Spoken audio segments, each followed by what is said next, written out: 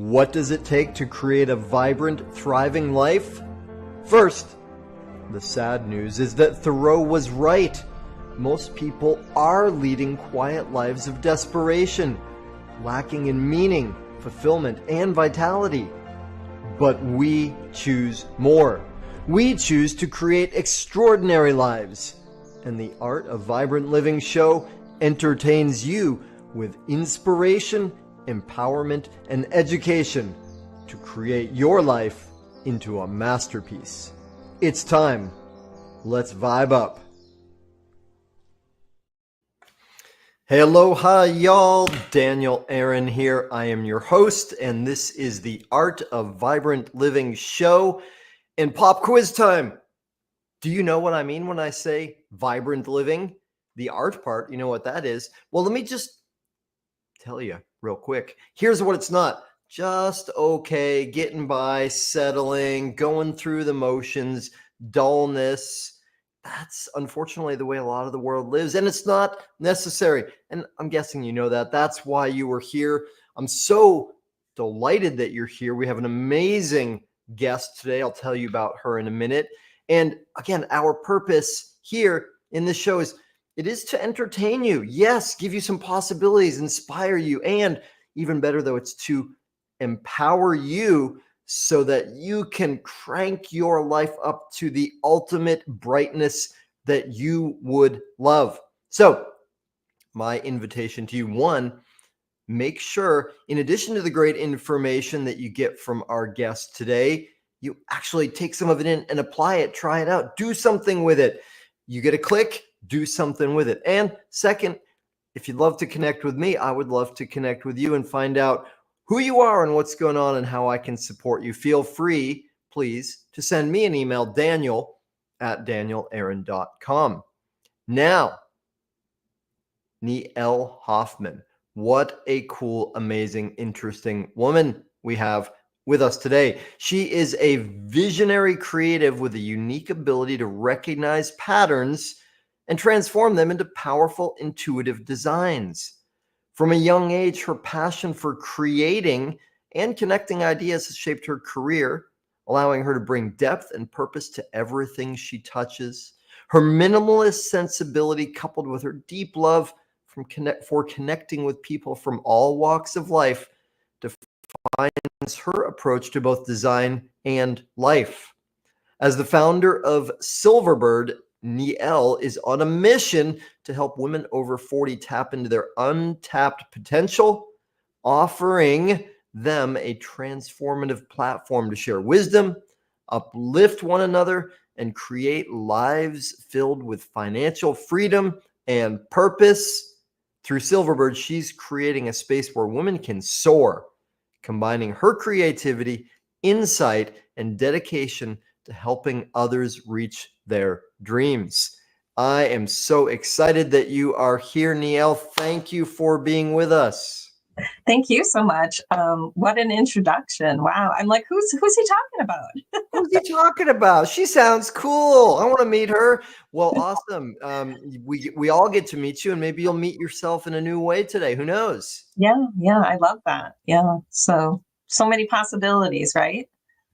So many possibilities. Okay, now I got so far 486 questions to ask you from the little bit that I know about you from my internet sleuthing and our little bit of conversation, and I'll get into that. However, since our audience may not know anything about you yet other than what I just shared, would you give a little bit more, as in, how did you get here? Like, how did you get to this point in your life and your work in creating this community? Okay. Yeah, that's a really great question, right? Like, you can probably talk a short time about it or a long time about it. So I'm going to try to find like a happy medium. So I think relating to the artistic side of things, like I was fortunate enough to, when I was in high school, even, I went to the High School of the Arts. So it was very much like Fame. If you remember, depending on We're gonna live forever. Of course, I'm ancient, but I remember. Yes, Fame. So it was very much like that. But my senior year, I had an art teacher that I just didn't get her, right? And that was really on me because she was just further along in like what she was trying to share with us that didn't resonate yet with me, right? So when I went on to college, I wanted nothing to do with art, and I went and I studied business Huh. at college originally. So that is, I believe, where my love of business and arts come from. Like I'm very left and right brained, which, I don't think is norm for most people. I love numbers. I love strategy. And that's really helped me then create a business as a brand strategist. Hmm. So, yeah. So that is a little bit about how, I came into creating Silverbird as well, is being able to take what I'm really good at and then sharing it with other people into the world to help empower them. Beautiful. Okay. Well, so I love that you've got these dual passions, and I'm sure many more, but business and loving the business side of it and the numbers, and you probably even like spreadsheets. Goodness Sure. gracious, right? And also this artistic part of yourself, and and we know something already about the big heart and the humanitarian part of yourself. And as you're speaking, I'm thinking about.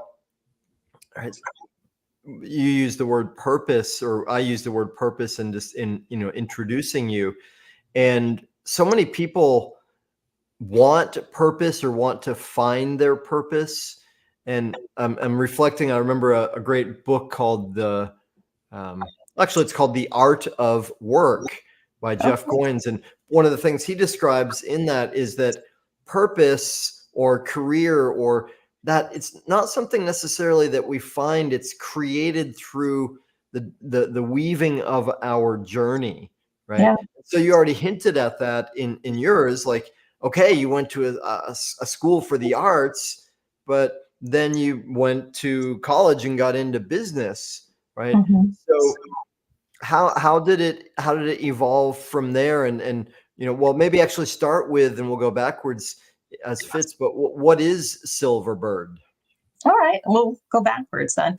So Silverbird is a creation that I am bringing to life in this present year. So the journey of actually putting things into action started in January, and my goal right now is to launch it in December. And Silverbird is a online community which celebrates the wisdom of women. That's like the simplest way to talk about it. It's also in two parts. One part is community, and the other part is helping women 40 and over primarily, but I'm here to serve all women. Tap into their wisdom to create either digital products or mini courses that we actually host on the Silverbird platform. So we help women just tap into all of their brilliance. And we do all the branding, we do all the marketing, we do all the sales and fulfillment. And it's just a beautiful revenue share model that we work with. The way I like to think about it is it's a mashup between Mind Valley and Udemy, all focused on women. That's beautiful. I love that. Yeah. So, well, then I guess, yeah, let's go a little bit further backwards. What inspires you to that, and like what brought you to say that's what I'm creating? Right. I think I literally had the idea. I think it was probably closer to 15 years ago when I had sketched out an idea on a napkin. And it was the idea of having almost like a shared artist community where it was live workspaces. There were some communal aspects to it, right? Like there might be a main building where you could have an art gallery and you could have a communal kitchen so that there was always a gathering place. And I really even wanted to have like an entrepreneurial school. But, in my mind, I'm thinking, well, that's going to cost a lot of money. Like, how do you do that? Right. That would have been a brick and mortar type of thing 15 years ago. And then in about 2018, 2019, I really started keen into the digital marketing world. And that was when I thought, oh, this can be something I create online. It doesn't have to be in the real world per se as some kind of brick and mortar establishment. And that way it's also more accessible to women all around the world. So it took me up until 2014 to actually start verbalizing it into the world. And I would have to thank one of my mentors, Alok, for helping me, speak into that vision that I have, because I tend to be an observer. And like I said, I think in the introduction, you said, I see the patterns, I see all the possibilities. But if we've never created something in our lives, we're not really sure where to start. And so it just took me some time to tap into my digital marketing knowledge, my branding knowledge, my just empathetic heart, and figure out how to bring all these things together. And that was what I've been building this past year. That's beautiful. So I'm curious. I don't know if you really said this, but something I heard maybe in there, and so you tell me if I'm accurate or not. But what I feel your desire to empower others, right? In this case specifically, women, and and I heard that as you started to get the ideas, the seeds for this vision, there was a part of you that's like, oh, I can see that. And then there was also a part of you that was like, well, I don't know if I can plant those seeds, or I can put them, or I'm willing to step out and do that. Though clearly you are willing to, and you are doing that. Did I hear correctly? Like, was there some, doubt at some stage about whether you could do this or wanted to? I don't think there was ever a doubt. It was more of I think I was too focused on the how instead of just starting and let the how show up, right? Let the how be revealed. So once I started taking action, so for 2024, my word at the beginning of the year was confidence, right? So I started showing up on social media and speaking into my vision, speaking into my truth, right? And I think the more you say something, the more you're actually bringing that thing to life, right? I mean, I think many of the people here, they're very familiar with the be, do, have thought process, where first it's a thought, and then you speak it into the world, and then you bring it to life. So I think I wasn't actually practicing that. I was stuck in well, how am I going to do this? So, and I didn't really know how I was going to do it, but it revealed itself over time. So I used myself as a guinea pig, and I created the first digital product based on my branding background.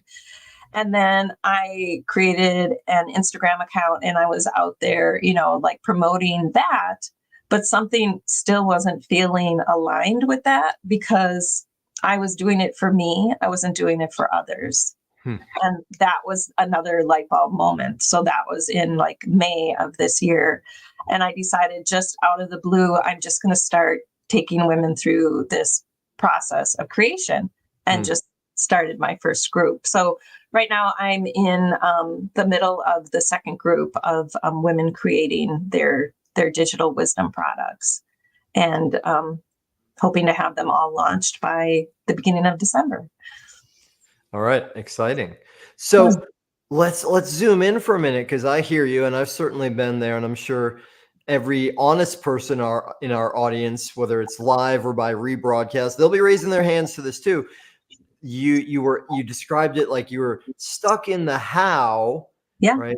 And so then how did you get unstuck? How did you move from the how to I mean, what would you call the next stage? I think what happened is I just had belief in myself, right? And I have, I'm sure you're familiar with a book by Elizabeth Gilbert, right? Called Big Magic. I love it. Yeah. And I Yeah. really believe, one of the stories she shared in there is that we are given this vision for a reason.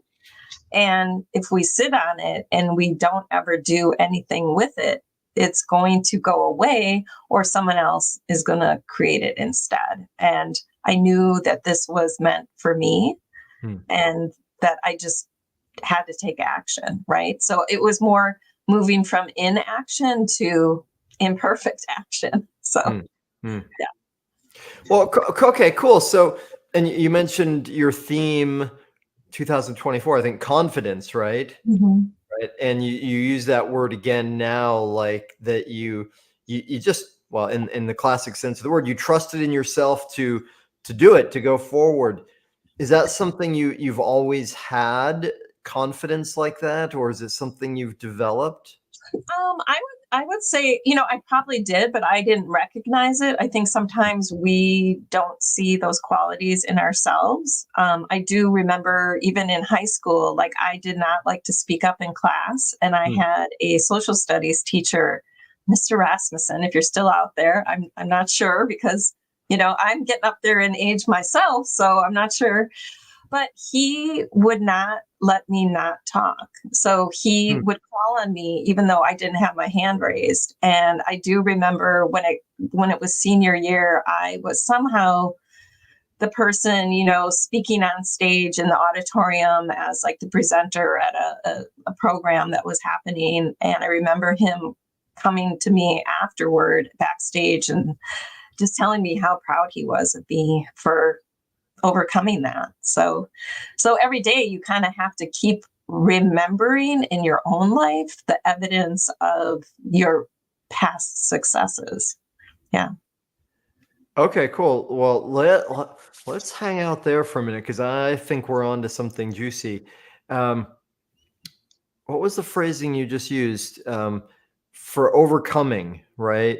And Yeah. what was it? What did you overcome? Will you take us a little deeper into that? I think overcoming fear, right? Fear of probably looking stupid, making mistakes, being judged, people not caring, right? But knowing that whatever it is that you were doing it for a reason, right? Even if you couldn't maybe pinpoint it. Like, I do believe like there's something guiding us, right? Like, I don't have the words for it, but something bigger than ourselves helps us create these wondrous visions into the world. Hmm. I'm with you. And so then, is it okay if I zoom in a little bit more and Yeah. I want to get this here because my senses are so many people and I'm partially maybe I'm onto this right now because I've experienced what today's Thursday. I think 5 or 6 different conversations this week with people that have said in one way or another, I'm not the kind of person that's going to speak up, or I'm not going to put that out there. And for me, I struggled mightily Mhm.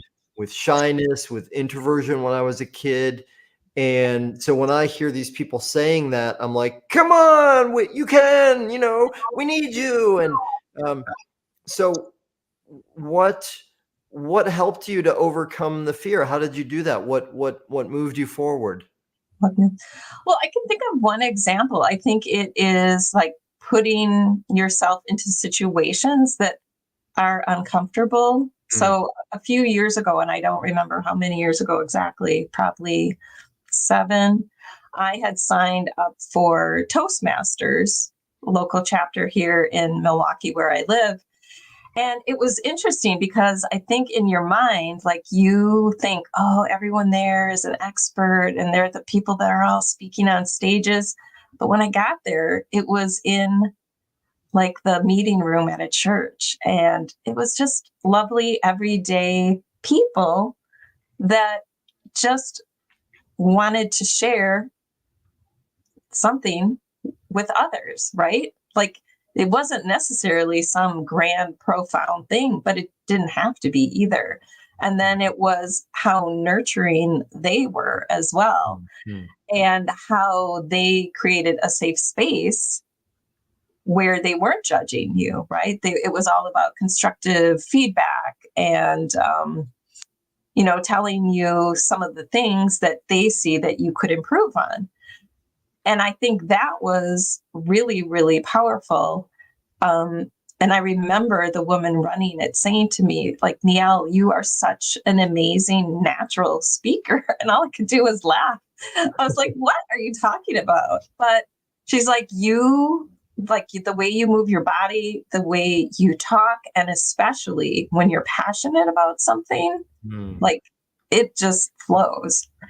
And, like I was like, well, thank you. Like, because again, it wasn't something I saw in myself. Yeah, beautiful. So what do you say to people then who maybe are struggling with that? What kind of advice might you give someone in the way that you overcame the fear and move forward? And clearly it's made a big difference not only in your life, but in the lives of so many people that you've come in contact with and touched and helped. So for people that are like, yeah, well, she could do that. What would you say to them? I mean, I would agree with you on the whole introverted, shy, all of that part. But something stronger is driving me. I don't know why, like I do so many different things than I'm going to just say many of my friends don't do. Hmm. And they're like, yeah, like, how did you travel by yourself? Like, what made you go and do that? And I'm like, I don't know. Like, I just was called to go do it. So I didn't share this story yet, but during the first year of COVID, I was living in downtown Milwaukee in a really lovely, like, apartment building that was all glass, and it overlooked the city. And it was an amazing place to be before COVID. But during COVID, everything had shut down. There were no grocery stores. There were nothing happening in the city.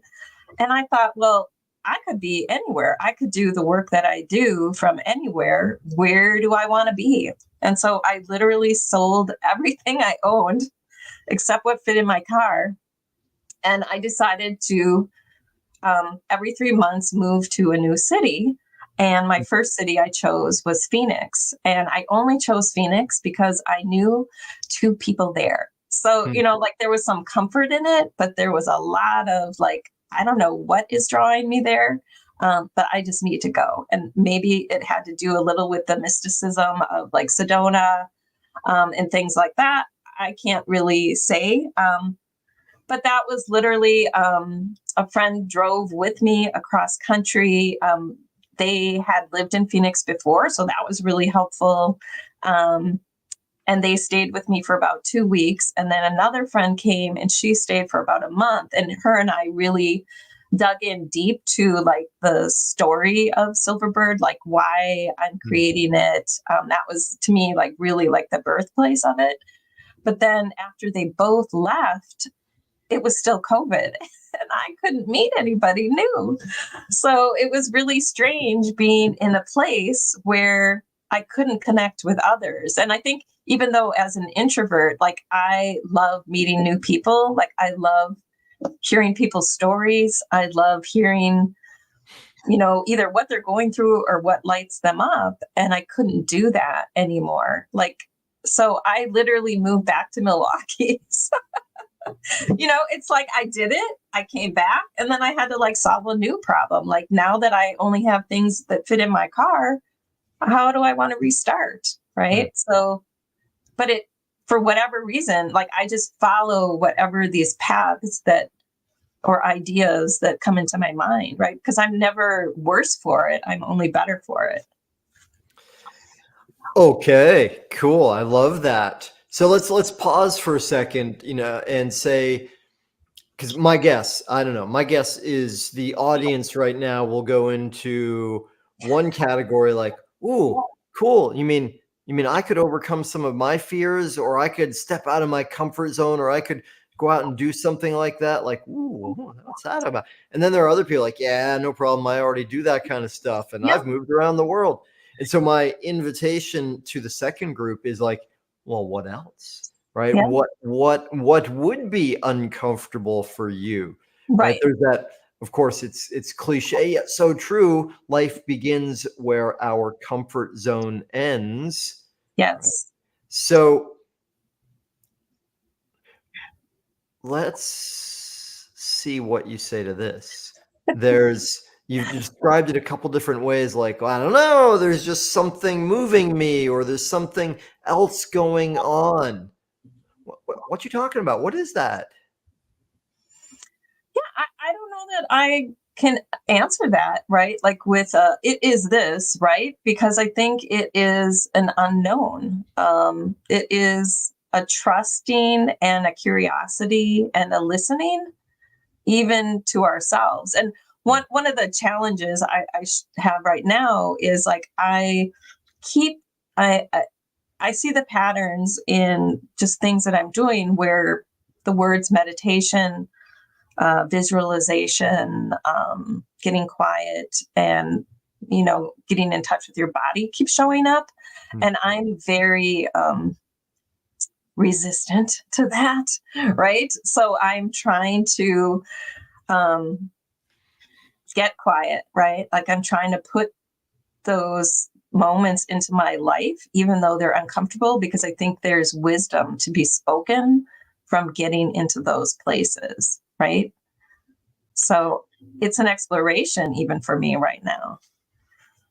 Yeah, cool. Well, thank you. I appreciate your honesty and vulnerability with it, and also, your courage with that. So you said you're resistant. Why? What's the resistance? It sounds like that's good. I think the resistance is because I like to control things, right? At least in my own life, right? And if that is something unknown, how do I control it, right? And it's really about letting go of control, Yeah. right? And just getting quiet and getting curious and receiving. And that is not an area of comfort for me. Hmm. Hmm.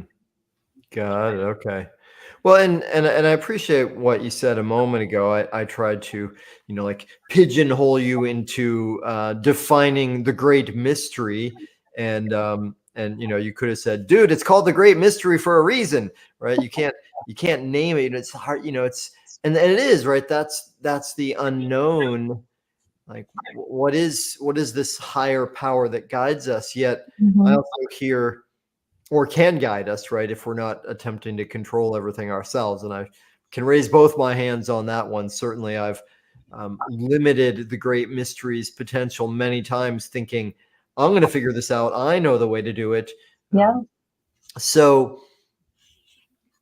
well, let me ask this way then. What is there? Can you think of or remember an example of a time in your life where maybe there was some resistance, and yet maybe you let go of the resistance and trusted in the mystery, or allowed something to move you or come through that surprised you? Gosh, that is a really tough one to try to like grasp at, like a memory of that, right? Like, Well, that's okay. If it doesn't pop up, and maybe it'll come yeah, in a moment. yeah, Because there's another question that's been sitting there for me for a little while too, which is we've kind of spoken a little bit about, well, empowerment in general, and the possibility of people creating their own lives and businesses, um, call it entrepreneurship. And I have a sense that that's been a part of your path and empowerment. And what's your sense of how does that relate to the art of vibrant living, having a vibrant, thriving life? For you and your experience, and maybe for others, what you've seen in people you've worked with. yeah. I mean, that I feel So I've been my own boss for 30 years. I mean, I love being my own boss. I feel like everybody should be this lucky or this privileged or whatever word you want to attach to it. So I do try to encourage people to really think about like what it is that lights them up that they could turn into a business. Hmm. So, that started for me really designing wedding invitations and morphed into branding for, some really amazing clients.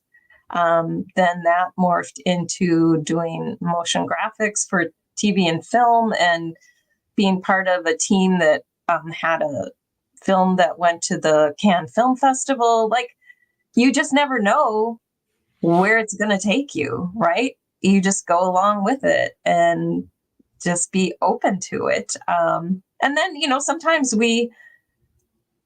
I'm going to say, fall out of favor, right? So circumstances change in our lives. So, I mean, I had a very successful business with my ex husband, and, we ran into some tragic situations that involved a flood here in Wisconsin in 2008 that, literally transformed all of our lives, right? Like, we have two children. That no one really could have seen that was going to be how that all came to fruition.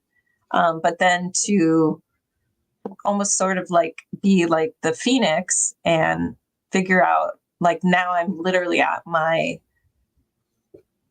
bottom. How do I recreate myself? So literally, when I got divorced, the first 3 months, I was a server at a catering company because I had forgotten like that I had these gifts. And it wasn't until one day I basically slapped myself across the face and I was like, Neille, what are you doing? Like, where did you go? Right. And just kind of tapped back into those memories of like, what did you do before? How did you create your success before?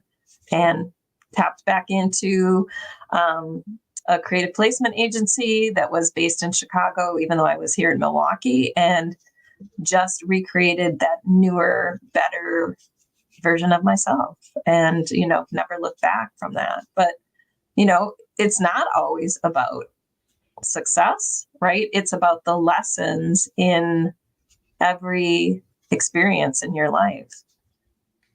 Yeah, beautiful. Okay, well, that leads to a few different pieces.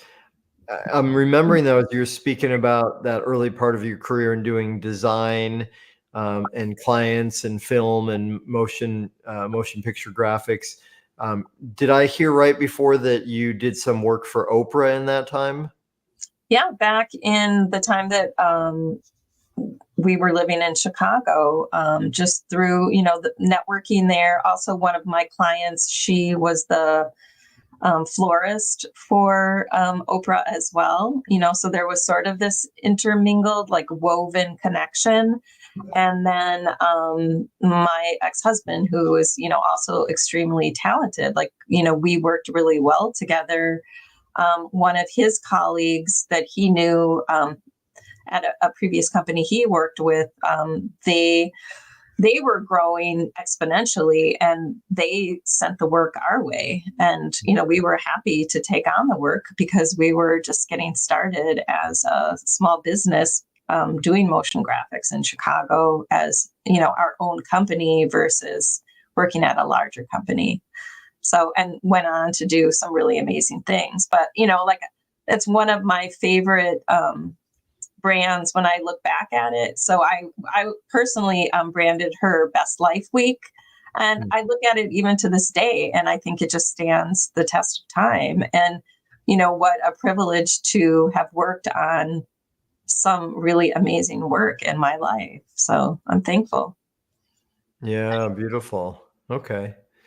So we'll bring ourselves around and wrap up pretty soon here.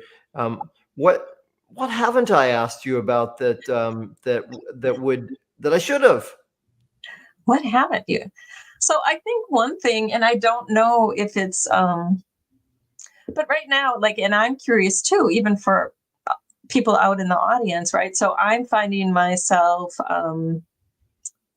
as the parent, right, to young adults, right, Mhm. that are finding their own challenges, right? Mhm. And as a parent, how do we let them make their own mistakes, even when we want to be protecting them from things in the world, right? Like things or knowledge that we have or things that we learned and now are part of our DNA, that are we robbing them of that if we give them too much guidance? And I don't mean that in a selfish way, right? Like you want to empower them to find success on their own as well.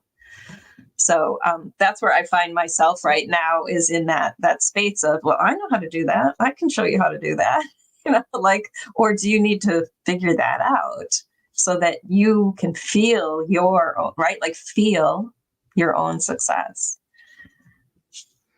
Yeah, okay. So you're in a juicy phase of parenting, Yeah. which is also bringing you to some big questions like around empowerment and service and what is the best way of loving and caring for and serving your children. Yeah. Yeah. Yeah. And who Yeah. would think, right? Like we're when we're raising our children and we're like, okay, once they're adults, we're good. That is not true. Yeah, well, I'm with you. It's like it never ends. It never, we don't Yeah. stop being a parent. And even if, God forbid our children die before us, we're still in that role in some way. Yeah. And I'm with you. I have a daughter who's 17 and a half right now, finishing high school. And just a month ago, she said, "Yeah, I think instead of continuing to live with you, I'm going to get my own place right after high school." I was like, "Oh, okay." Okay. Um, and Yeah. we'll see. And so I'm right there with you. And like I've said for a long time, I wrote a book. What a title? Part of the title is spiritual leadership. And in that process, I really started inquiring, researching, like, well, what does that mean? Like, I think I know what that means, but let me dig deeper. What does it mean to be spiritual? What does leadership mean? And, on some level, of course, all leadership is about developing ourself. Yeah. One of the conclusions I came to in that process, though, is that the ultimate growth for all of us in spiritual leadership, two realms are most impactful. One is business and specifically entrepreneurship, and the other is parenting. And Mm-hmm. for me, having spent a lot of my life really deeply engaged in personal and spiritual development, a lot of spiritual practices, a lot of time in the real or virtual monastery, I know that what's amazing about business and parenting is it's right there. It's in our face. Like there's no hiding. There's always a need to show up and figure it out and say, what do I do with this? How do I serve this? And that is incredibly growthful. Yeah. So all that said, what would you say, what's the biggest or one of the biggest lessons or insights that's coming to you as you're in that part of your journey now? I mean, I think for me, it is showing up like with truth, but also with compassion, right? So, or communicating with both of those, right? Because if you don't show up with both of them, right, like you could show up with just truth and then that could be abuse, right? Like you could just be like, here is the truth and it's really ugly. But then when you add in the compassion, right, then it's more of a balance, because if you don't have the truth even with the compassion, right, then you're just enabling, right? Like, Mhm. oh, it's going to be fine, right? When no, you need both of those. So that's my one of my most recent lessons is, yes, you can do both. You can show up in both ways. So Thank you. Yeah, that's an area that I'm super passionate about. One of my first big talks that I did on stage many years ago was about that topic about truth. And I remember when I first kind of had an awakening and I moved out into the personal and spiritual development world, somebody recommended to me Brad Blanton's book, which is called Radical Honesty. And I would even take it a step beyond what you said, is if we have truth without compassion, or if we go to my favorite way of talking about it is from the Sanskrit words, truth is satya, and compassion could also be called love or ahimsa. If we have truth without the compassion, the love, the care, that can be just downright cruel, right? And that can be medicinal if we've been someone who's always shying away from being truthful. If we're just like, oh, whatever you think, and you look great, and don't worry about that pepper between your teeth, I'm not even going to notice it or speak about it, right? Exactly. But on the flip side, if the honest, the care or the love without the truth, enabling or impotent in some way. And to me, the greatest yoga practice, it's not putting our foot behind our head or standing on our hands. It's how do we show up with both of those? And I love what you said is it's possible. And it's not necessarily easy, and we have to give ourselves permission to mess it up, and to learn. But doing our best is an incredible gift to ourselves and the people we care about. So that's beautiful. How lucky your children are that you are, living that and growing into that. Yeah, they might not agree with that at this moment in time, but I figure when they're in their late 20s, they'll be like, oh, that was so good.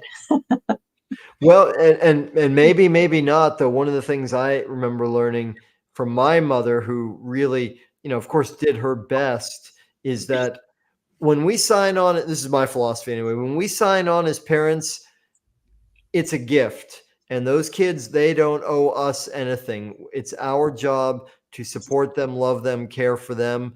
And anything that we get back from them is a cherry on top of the cake. But the real gift is learning to love more and care more and grow.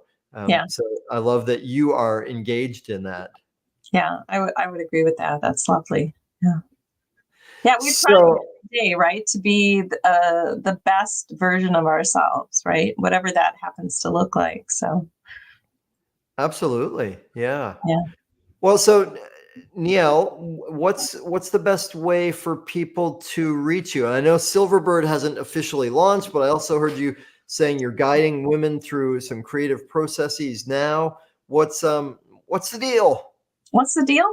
So I think the best way to connect with me is on Facebook, and that because I do talk a lot about all of the things that are happening with Silverbird. Like I do some behind the scenes type of things. I have invited women to join what is called the Starling Emergence Experience. So that is a 6-week program that I take women through, where we, dive in deep to what their passions are, what they're good at, and then start formulating how to create a digital or mini course around that. So that we're now in the second cohort of.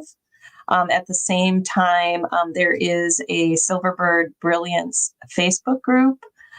Not sure if I shared that with you, but they can find it through my Facebook. That's also in there. So right now we're a small but growing community. So we have 200 members, and I'm just really happy that this idea is resonating with other people as well. I think once I have the platform actually built out, I too will feel more confident sharing that messaging, because it's like a concrete thing that people can go and see and really experience. And that comes from also my brand background is right. Like I want to create basically a white glove experience for anybody that is trusting in the Silverbird brand, right? I want them through every touch point to feel the care. And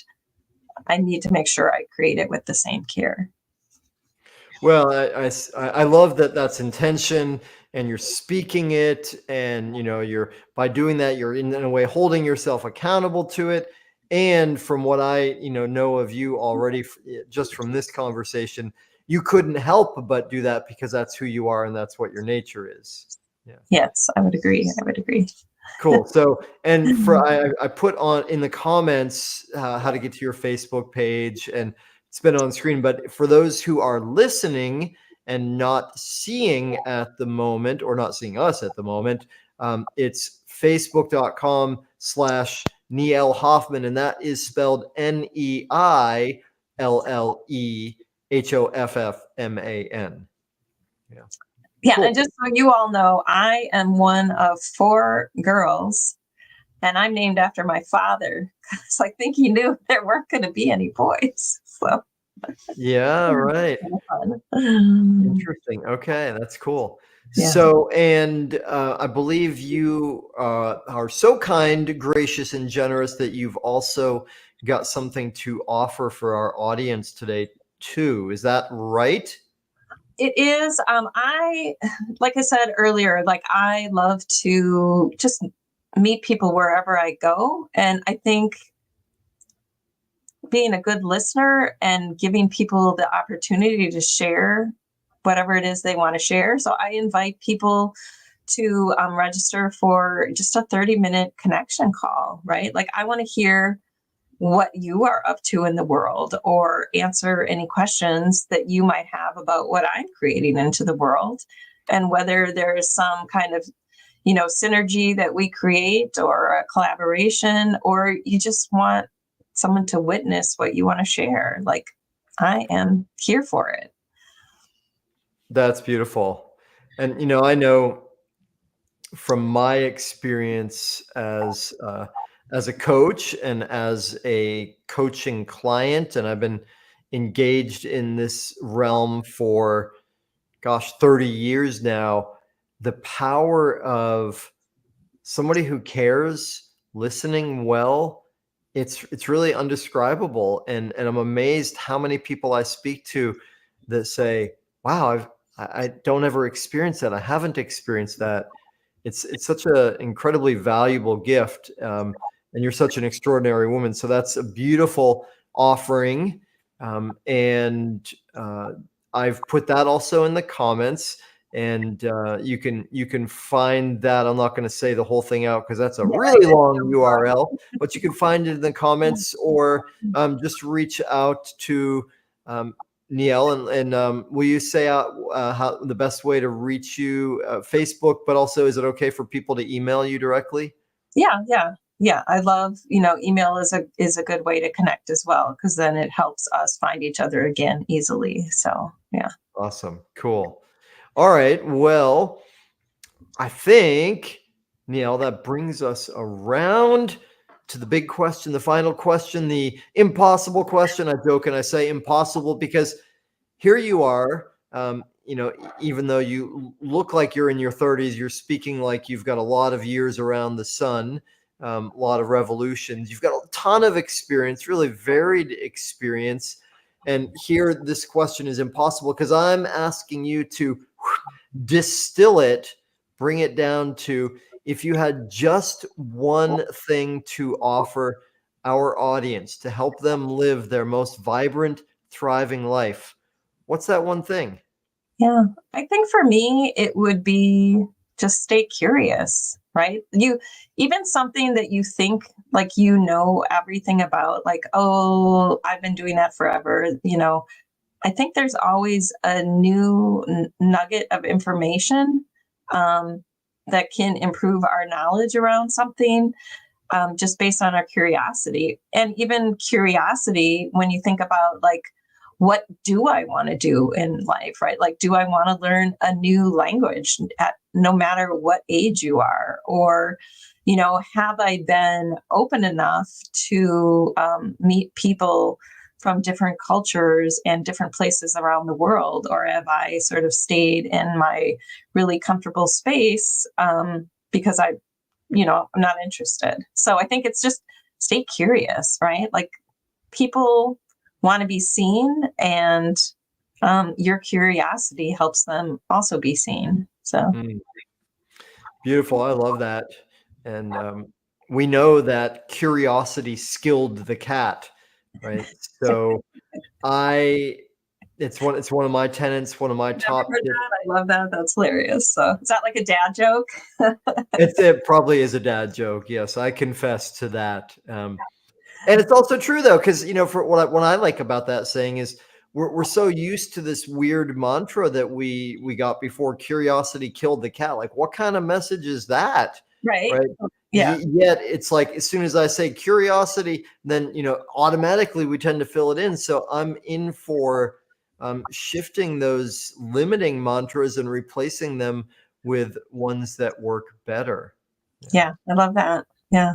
It's beautiful. So, Neille, thank you so much for being with us. Thank you for having so much curiosity, courage in your own life that you've really made it an adventure of it for your life. And I love that you are now bringing that out to women in different ways, and that's huge. That's beautiful. So thank you so much for being with us. Yeah, no, I appreciate it. And I do want to say that you're never too old either. So you didn't really say how old, but I'm 60. Like, what is making me create something like this at almost 60 years old, right? Like, people think that's ridiculous, but I don't think it's ridiculous. So follow your dreams at every age and, just keep going. I love that. Yeah. Follow your dreams at any age. Keep going. Beautiful. Yeah. Awesome. Thank you. All right. And y'all in our audience, thank you. Most of all, you are the superstars, the heroes. We are here because of you. The fact that you are interested in more vibrant, thriving lives is phenomenal, beautiful, gorgeous. I love it. And any way we can be of assistance, awesome. So again, take something that Neille brought to you today and apply it in your life. Make your life a masterpiece, and we will see you soon. Aloha, y'all. Mahalo for tuning in to the Art of Vibrant Living show, y'all. I'm Daniel Aaron, and may you live with great vibrancy.